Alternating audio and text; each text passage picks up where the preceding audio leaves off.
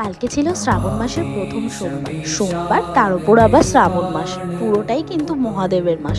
তো আমিও ঠিক করে নিলাম সোমবার করে পুরো শ্রাবণ মাসে মহাদেবের মাথায় জল ঢালবো। যেমন ভাবা তেমন কাজ। আর শুনেছি শ্রাবণ মাসে নাকি সব মেয়েরা গ্রিন চুড়ি পরে। সেদিন বৌদি ভাইকেও দেখছিলাম। এই বিষয়ে যদিও অনেকের অনেক এক্সপ্লেনেশন আছে, সেসব এক্সপ্লেনেশনে আমি আর যাবো না, বিকজ আমি বিশ্বাস করি যেটা মন চায় সেটা করা উচিত, because life is short and uncertain. আর এমনিতেও চুড়ি পরতে আমি খুবই পছন্দ করি।